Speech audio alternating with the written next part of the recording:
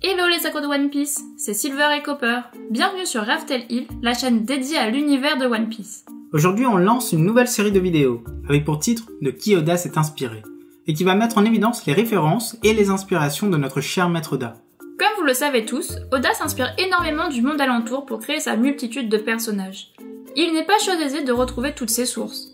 Surtout que certains personnages sont un bon mélange entre plusieurs personnalités contemporaines, historiques, voire même mythologiques. Mais étonnamment, je dis bien étonnamment, Copper est vraiment très bien calé sur les mythologies et l'histoire. C'est normal, je lis beaucoup madame. Et à ce qui paraît, ça plaît aux femmes. Ah oui, je comprends mieux maintenant. Bref, ici on va essayer de décrypter tout ça au mieux. Et on attaque directement avec un gros morceau. Une grande pointure de One Piece, le plus grand des samouraïs, Oden Kozuki. Ce personnage a tellement d'inspirations diverses qu'on a décidé de séparer la vidéo en deux parties. Les inspirations mythologiques et les inspirations historiques. Allez, c'est parti! De qui Oda s'est-il inspiré pour Oden Kozuki?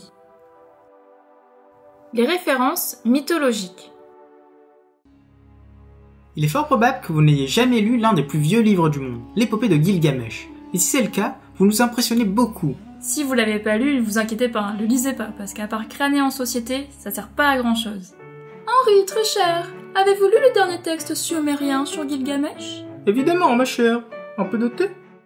Ce livre parle d'un homme, roi d'un pays situé dans le Moyen-Orient actuel. Cet homme se nomme Gilgamesh. Et c'est pour nous la première inspiration mythologique du personnage. Il est connu en partie pour ses trois grands traits de caractère.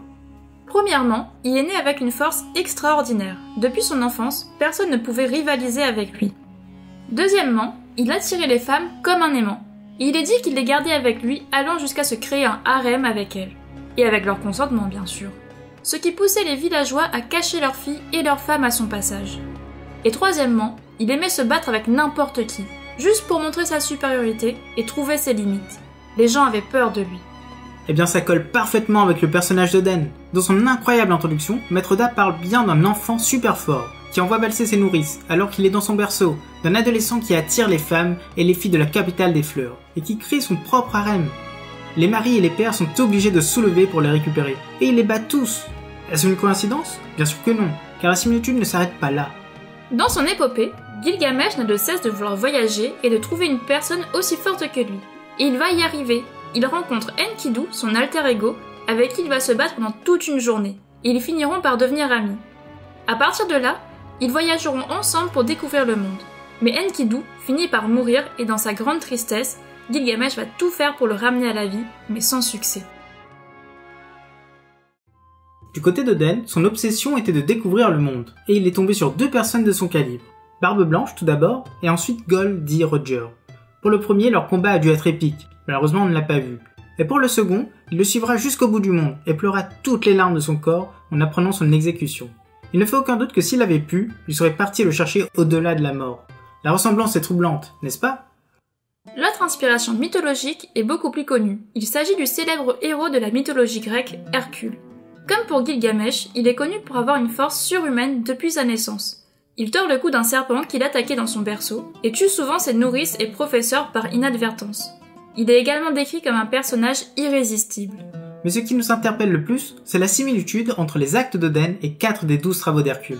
Tout d'abord, nous avons la capture du gigantesque sanglier d'Érimanthe qui inspire l'incident du dieu de la montagne pour Oden. Ensuite, lorsque le héros grec doit nettoyer les écuries d'Augias, oui, c'est bien l'un des 12 travaux, il va dévier le cours d'une rivière. Tu veux nettoyer ta chambre? Mieux qu'une éponge? Mieux qu'un robinet? Appelle Hercule Nettoyage! On dévie une rivière à chaque intervention. Propreté garantie. Afro soumise à condition, l'entreprise ne reprend pas le limon, les poissons et les clous rouillés pouvant se retrouver dans votre lit. C'est la même chose pour Oden, mais celui-ci va le faire pour éviter la sécheresse de la capitale des fleurs.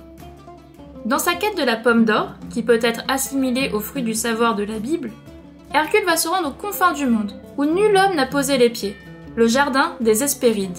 Oden, lui, va jusqu'à Raftel et ramène la connaissance du siècle oublié. Et enfin, Hercule meurt par le venin d'une hydre à plusieurs têtes, alors que notre cher Oden succombe à la machination d'Orochi, qui pour rappel a mangé le Ebi Ebi no Mi, version serpent à 8 têtes. Convaincu? Comment ça non? Une hydre à plusieurs têtes! C'est une hydre à plusieurs têtes! Qui les tue tous les deux! Et on se calme, Copper, tout le monde a compris. Désolé, je me suis un peu emporté, mais si vous voulez m'aider à me calmer, et surtout si vous avez apprécié la première partie de cette vidéo, mettez un pouce bleu et abonnez-vous. Allez, la suite! Les références historiques. Là aussi, Oden est inspiré de la vie de plusieurs personnages, mais cette fois-ci, tous les deux issus de la grande histoire japonaise. Il fallait bien qu'Oda mette en avant sa culture d'origine. Le premier de ces personnages, c'est Miyamoto Misashi. Encore une fois, il est décrit comme redoutable depuis son plus jeune âge, allant jusqu'à effrayer son propre père qui va le chasser du foyer. Il va enchaîner les duels et se faire un nom en tant qu'épéiste. Ses deux actes les plus remarquables sont l'anéantissement d'une école d'escrime réputée, en tuant les 79 disciples à lui tout seul, et le développement d'une technique d'escrime à deux sabres. De son vivant, il est considéré comme le plus grand escrimeur du Japon. Mais il n'égalera jamais mon petit Zoro. Ça ressemble quand même pas mal à notre Oden et ses deux sabres. La seconde inspiration historique, c'est un personnage un peu plus célèbre, en tout cas au Japon. Considéré comme un des 3 grands unificateurs du pays, il fut l'un des hommes à l'origine de l'ère Edo. Vous savez, cette fameuse époque japonaise caractérisée par la fermeture du pays et l'abondance des samouraïs, comme le Wano que nous connaissons tous. C'est le grand Oda Nobunaga. Et là encore, c'est plus que troublant. Fils d'un daimyo, dans sa jeunesse, il se fait remarquer par ses mauvaises fréquentations, des personnes de basse extraction, des samouraïs de faible rang, des renins, et son admiration du monde extérieur. Il va même jusqu'à s'habiller à l'occidental, ce qui lui vaudra le surnom de grand imbécile de Wari. Ça ne vous rappelle rien? Le seigneur stupide, bien sûr. Tout nu et tout bronzé, c'est Orochi qui m'a forcé. Et enfin, pour sa mort, Oda s'est inspiré de celle d'Ishikawa Goemon, le Robin des Bois japonais. Bandit de grand chemin, il a dit qu'il dérobait aux riches pour nourrir les pauvres, jusqu'au jour où il tenta d'assassiner Toyotomi Hideyoshi, l'un des 3 grands unificateurs du Japon cités précédemment. Il fut capturé et condamné à être bouilli vivant, ainsi que toute sa famille. Le jour de l'exécution, il entra dans le chaudron en portant son fils à bout de bras pour le sauver, exactement comme Oden. Mais la similitude s'arrête là, car dans la réalité, personne ne survécut à la sentence. Petite précision, on sait que certains d'entre vous auraient voulu inclure Susanoo dans cette liste, le dieu des tempêtes du panthéon japonais, car il est connu pour avoir tué le serpent à 8 têtes, Orochi. Mais pour nous, il n'y a pas réellement de ressemblance, car Oden ne tue pas Orochi, il ne fait que l'affronter. En résumé, pour nous les inspirations d'Oda pour la création de ce personnage, pour le moins surprenant, sont Gilgamesh et Oda Nobunaga pour leur personnalité et leur histoire, Hercule et Miyamoto pour leurs exploits, et enfin Ishikawa Goemon pour sa mort héroïque. Voilà, c'est déjà la fin de notre première vidéo, de qui Oda s'est inspiré. On espère que ça vous a plu et que vous avez appris des choses. Ici nous avions affaire à un gros morceau, mais les autres personnages sont, on le pense, moins complexes mais toujours aussi intéressants. Alors pour ne rien louper, abonnez-vous, et n'oubliez pas de mettre un pouce bleu et tout le tralala. C'était Silver et Copper, à bientôt les Aquas de One Piece.